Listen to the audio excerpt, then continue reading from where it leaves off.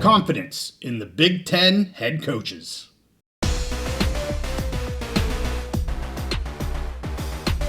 College football is back, and we're back on the Big Mountain with a look at the Big Ten coaches. Hey, welcome back to the Big Mountain. I am JY. This is my good friend Steve. We are gearing up for football season 2025. We're going to take a closer look at the Big Ten and the head coaches. You're going to give us your confidence ranking for all of the coaches. Yeah, so let's start at the bottom. And again, these are coach confidence rankings. Yep. So this is two parts of it. Kind of who do I want leading my program, coming into a season.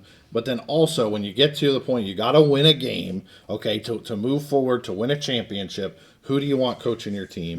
Mm-hmm. So let's start at the bottom. I got number 18. I got Maryland. I got Mike Locksley. Again, I've been consistent that I think this team is going to struggle this year, just like they struggled last year. You look at Mike Locksley's career coaching record, and it's absolutely abysmal. He had a couple good seasons when he had a really talented guy, Talia Tagovailoa, right? However you say his name. Really talented guy who was basically their entire offense, and he had a couple good seasons there. But without him there, they basically have nothing. I think they're going to struggle this year. Yep. They're not, they get every now and then they'll get like one or two good players per season. Maryland guys that want to stay home. Sure. But putting together a whole roster of talent, he's not that great at. And leading his team, his coaching record is abysmal. So I had to put him at the bottom, Mike Locksley. All right. I'm going to let you bust out a few. Okay. Because I probably don't have a lot to say of these bottom feeders. So moving forward, and this will be a surprise, and I'm sure some Michigan fans will be pissed off. You're gonna get some hate mail. Yeah, Sharon Moore. The guy, he had one season as coach, and they took a big step back last year. And I'm this is confidence rankings. How confident am I in Sharon Moore leading this program moving forward? I don't even know if he will be the coach of this program this year. Maybe suspended, whatever. So I have him at the bottom until they get everything figured out, and he can show he can take this program past the Jim Harbaugh era. Right. We'll see. I have Michigan at number 17, and I'll just move forward like you said here. UCLA, I got at number 16. Deshaun Foster, I do think I have him above those other two because he did overachieve last year. I think he did pretty good last year. He has potential, I think, to move up. But just, he started off the season last year, that press conference at Big Ten Media Days just kind of looked a little foolish.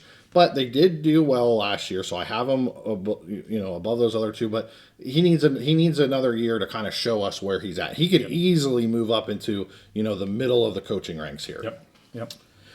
Next, Wisconsin, Luke Fickell. And this is a guy I was huge on in Cincinnati when he took this job. Mm-hmm. It's been a total disaster at Wisconsin. I mean, that's the only way you can say it. And I think the team will be better this year, but have a worse record even than last year, if that's possible, because their record is so darn hard. I mean, unfortunately, a guy that I like, a coach that I've respected over the years, but has done just a terrible job at Wisconsin, unfortunately. I do expect him to last the whole season because of how Wisconsin operates.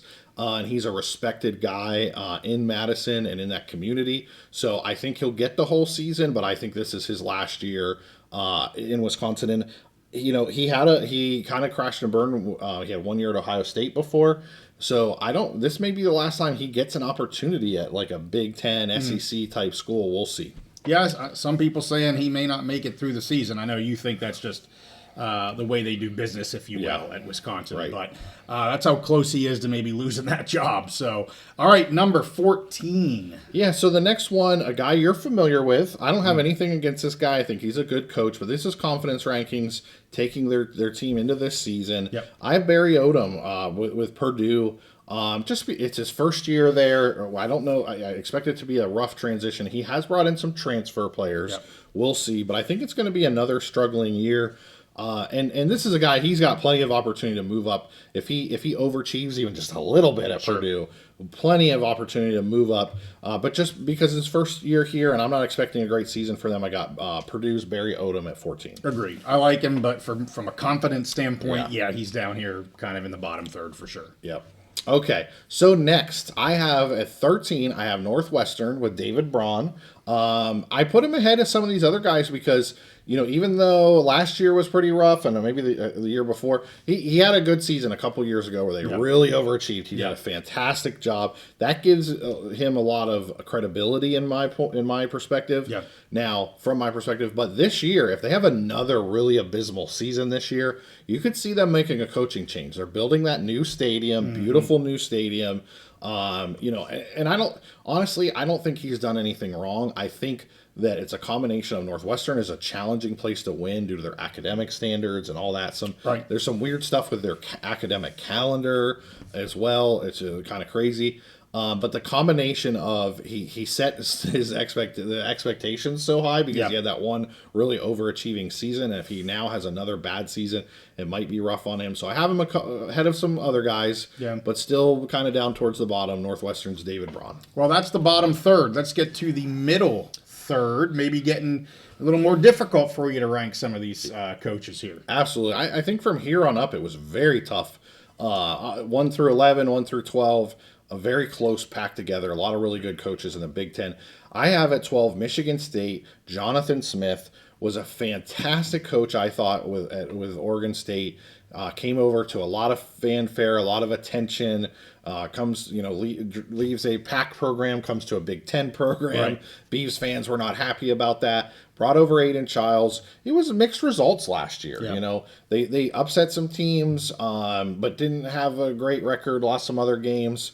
So I like him as a coach. I think he will do well moving forward. But for this year, I can't put too much confidence in him because they haven't shown it yet. He hasn't shown it at Michigan State yet. So that's why I got him there 12th. And they had some of that turmoil and things. He needs. I have confidence in him. I mean, you saw what he did at Oregon State. Yeah. I think he's a good coach, right. But you got to give him a little bit of time right. before he's going to be in the top, 5 or something like Absolutely. that. So. Especially with some of these coaches. Yeah. So next, a guy who, again, I think is a fantastic coach, Greg Schiano. This is his second stint with Rutgers. Took Rutgers to like BCS bowl games the first time when they were back in the Big East. Yeah. Whatever they called them back then. Rutgers had some of their best years. He left, goes to the NFL, goes to Ohio State, bounces around. Fantastic coach. He had a winning season last year with Rutgers. Anytime Rutgers has a winning season, like that's a win. Unfortunately, this year I looked at their schedule. They kind of lost some guys. I think they'll be about the same as last year. Okay. But they have a tougher schedule. If you remember last year, I was on them because of their schedule was easy. This year it's the opposite.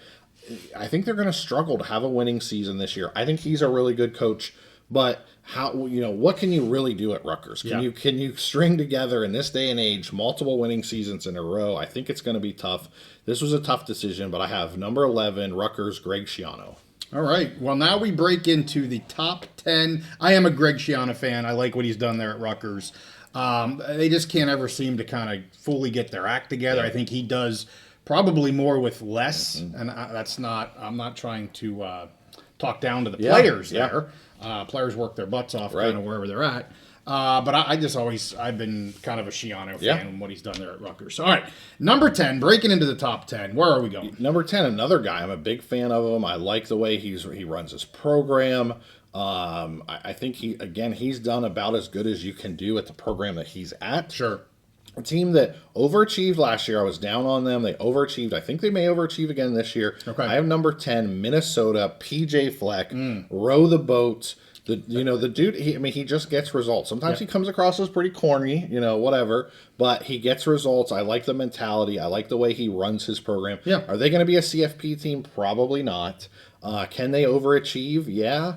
And so, I've got confidence in him I have confidence in him to get, like you said with Schiano, get more from less. Sure. And so I got him right here, number 10.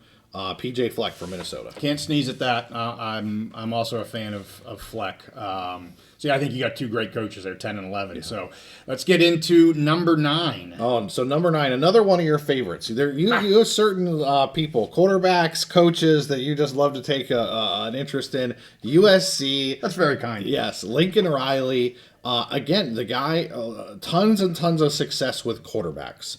Has multiple Heisman Trophy winners. Just hasn't done enough to Well, at Oklahoma, had some great years there. Took the team to the playoff, and just couldn't win a national championship. Couldn't kind of get over the hump. Since he's come to the Big Ten, come to USC. He again had some very good quarterback play, but hasn't taken a team over the hump yet. So I've got them at number 9. He's bringing in tons of talent into that program. I really think Jordan Maeva is going to have a good season this year under him. I think it's going to be another year of him showing that he's kind of the quarterback whisperer. But, is the overall, do I have a lot of confidence that the team is going to do enough to get to a CFP spot? Probably not. So I've got him there at number 9. So right in the middle of the rankings, really. Middle of the Big Ten. Right. Yeah, USC 9 of 18. You're smack dab in the middle. I think that's fair. I mean, like you said, I like to kind of crap on him a little bit. But I would have, not a big deal. Knocked him down 2. I'd put Fleck and Sheehan because I said I like those guys. Yeah. But I'm not going to put Riley below, like Smith or Braun or anything like that. So you've got him right smack dab in the middle. In my opinion, I'm with you. That's right where he should be. So, all right, we are into the top 10. That was 9, going to 8. So, number 8, I have Washington, Jed Fish. I had really contemplated moving him up. Like, I looked at, 3 to 4 for him. Okay. As high as there. But I think for this year, as he comes into this season, I think 8 is a good spot for him. Mm-hmm. But we could be looking at him next year if they really overachieve. Like, this guy is one of the top 2 or 3 not quarterbacks, but coaches in the Big Ten. So I've got Jed Fish there. He did a great job at Arizona State. Arizona. I'm sorry. Arizona. Yeah, right. Arizona. Yeah. Did a great job at Arizona. Has come into Washington. They overachieved. He's got his quarterback, his guy. Mm-hmm. I love the talent level there. It's a hard place to play. Mm-hmm. I think they are going to be. I don't want to say this year's Indiana because I think Indiana is this year's Indiana. Back to back. But they could be a team that could really surprise folks. If anybody watched our CFP prediction episode, right, they would see, that I really think that this could be a surprise team. I like Jed Fish a lot. I got him here at number 8. Washington's Jed Fish, and a guy that I think could go up the rankings after this year. Yeah, I mean, you know who's coming. You know the coaches that are coming. Yeah. You can't really, at this point, put him much higher than 8th, but I would concur with everything you just said there. So I'm not going to repeat you because I agree with all of that. But I also, while I can understand where you're like, I want to have him higher, or whatever. Like, but look at these other teams and other names. So, all right, let's get to these other names. Number 7, the last one out of your top third, if you rank them in different thirds. So here we go, number 7. At this point, it's getting tough to split hairs between these guys. So number 7, Nebraska. I've got Matt Rule. Again, just has a fantastic track record of coming in and building programs. What he did at Temple, what he did at Baylor. I think he has Nebraska on the right track. He's got his quarterback. They're getting their talent level up. I thought maybe last year they would take a couple more steps. Right. But I think this year is the year they do it. I can't put him higher than some of these other guys because he hasn't done it yet in the Big Ten. But I have a lot of confidence, and I think they're on the right track there. So number 7, again, I have Nebraska's Matt Rule. The guy, again, he has a track record. I have confidence in him. But this year he does need to show, I can do this in the Big Ten. I like Matt Rule, but I didn't like his comments about Las Vegas. Yeah. So, go ride your cattle or whatever you do there. Some of the Big Ten coaches were just salty about going over. They're used to going to Chicago and Indianapolis. He wasn't the only one that well, he's the one that I saw. You saw, yeah. All right, number 6, into the top third. Yeah, number 6, Oregon, Dan Lanning. A guy that I've said before I think might be one of the top coaches in the entire country. I like this dude a lot. I think he's a fantastic coach. He's a program builder. There's some questions out there. People, if you look, he does all the right things. He says all the right things. If you look at their in-game record in big games, there's going to be another guy that we're going to talk about who gets all this publicity for not having a great record in big games. When you look at Dan Lanning's record, some of the games against Washington and some other games, he's gotten a team right there and come up just short quite a few times, and has had some major questionable calls in the fourth quarter. Yeah. So I love a lot of things about him. I have Oregon's Dan Lanning right here at number 6. I like everything that he's doing. I think he just, in order to move up in that top 5, he needs to take that. And they won the Big Ten championship last year. Right. So it's hard to say he needs to take the next step, but when they get into the playoff, they lost their first game. They got beat pretty bad, and he's had some other moments. So again, we're splitting hairs because we got a lot of good coaches here. I like what he's doing, and if he takes that next step, he could be at number 1 next year. Yeah, I hear what you're saying. With the big game thing, but he did win the Big Ten last year, right? Like, so it's kind of a scale there, and I understand your concerns, what you're saying there, and why you have him at 6 out of the top 5, and it's rough. So let's get to the top 5, because I know you got some big names that we haven't said yet. So number 5, I got Brett Bielema from Illinois at number 5. I have big expectations for them. He was fantastic at Wisconsin. Built a program. Well, they didn't really build it. It was already going, but kept that program going at high level. They were playing in, BCS bowls every year, all that kind of stuff. Was awesome at Wisconsin. Went to the SEC. Didn't work out for him down there. It's a different animal in the SEC. They have different expectations down there. And he was at Arkansas, which it's hard to win the SEC at Arkansas. So, anyways, comes back. And just like I thought he would, build Illinois. And Illinois, they haven't been good since, we were in middle school. Sure. And this year, I think he has them as a playoff contender. I think he's done almost a perfect job at Illinois. It's hard to expect more than that. Fantastic coach, great game day coach, great program builder, great culture builder. There's nothing bad that I can say about him. It's just to move up from number 5, I think we need to see him take that next step. Right. I agree. Which is going to be, that's the theme you're going to see maybe in the next 4 people. All right, well, let's get to the next one then. Or next 3 people. Who are we waiting to take another step? Yeah, so I got number 4. This is crazy because last year this dude was a rookie Big Ten coach. Number 4, Indiana coach Curt Cignetti. Both of us are huge fans of him. We both had high expectations coming. We were one of the only people show in the country that had high expectations for him last year, and the dude just wins. And as he said, just Google him, and you'll see in all the places that he wins at.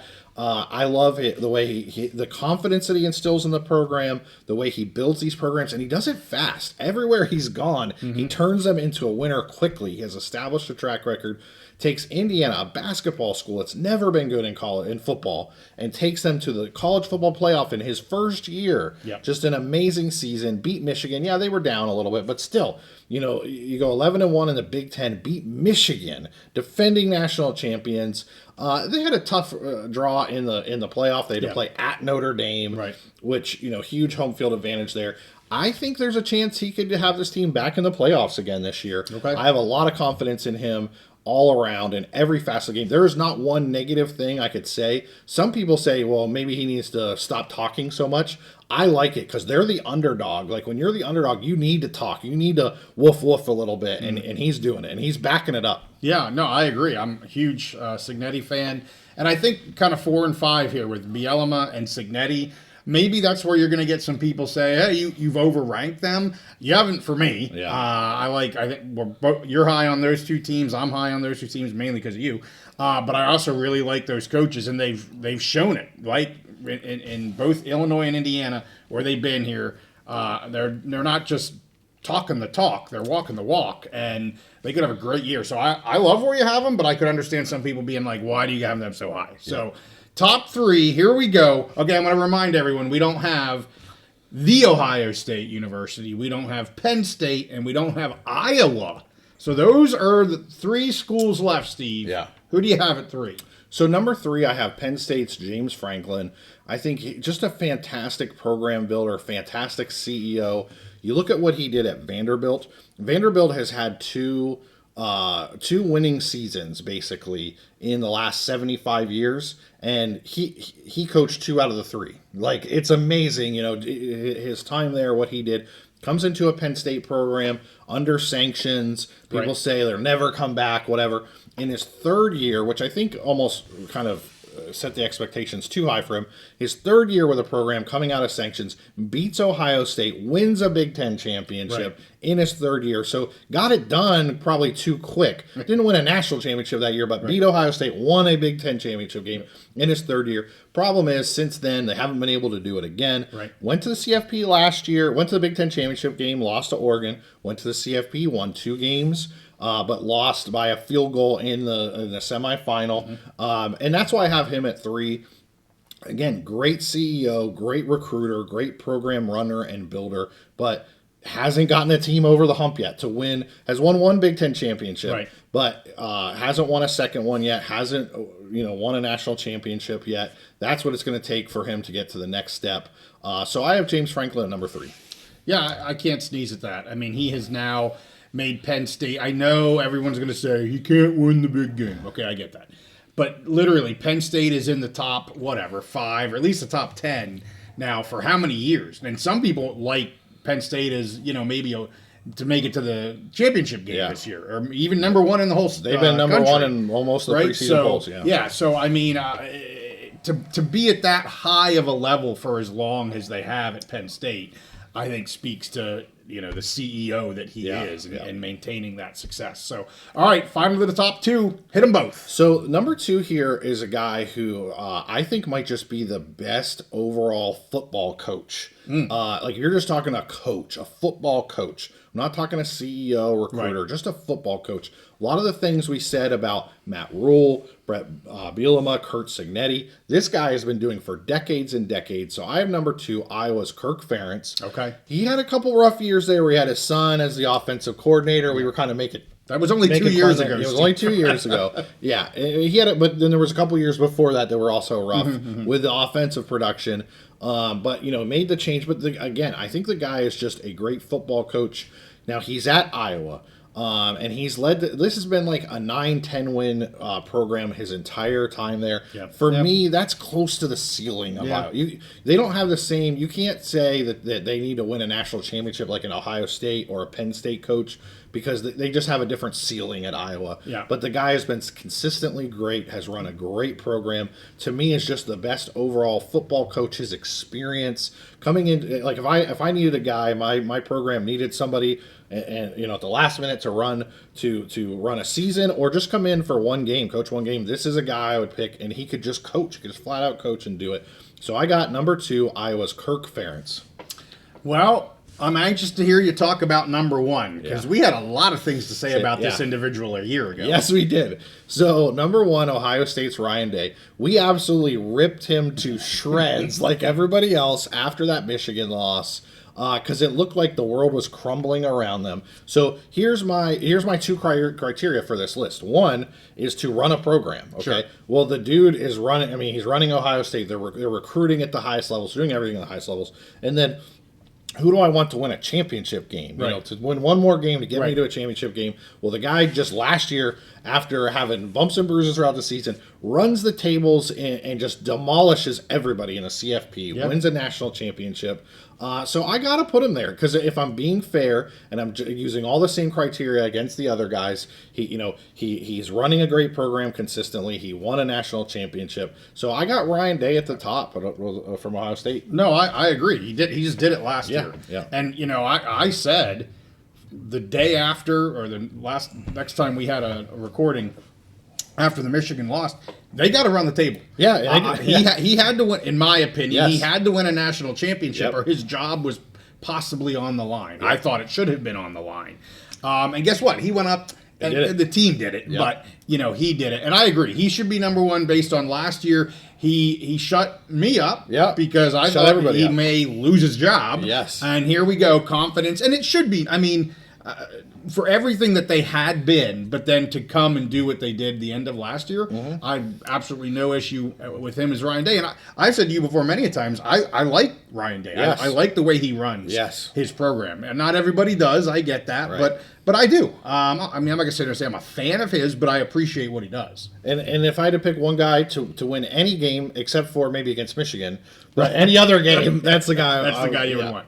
Awesome. Well, Steve, you really went for it there. And we've got, like you said, once you got there to about 12-ish, right? When you got to Greg Schiano, PJ Fleck, that's 11-10. Man, we just started ripping off some names. So, well done. We are gearing up for football season 2025. We're going to be getting out some Mountain West info here with the quarterbacks and the coaches as well. We have more interviews lined up, and as everyone knows, we pick every Big Ten and every Mountain West football game this fall, so make sure you check us out for that. Smash that like button, subscribe if you like our content, and we'll see you next time on The Big Mountain.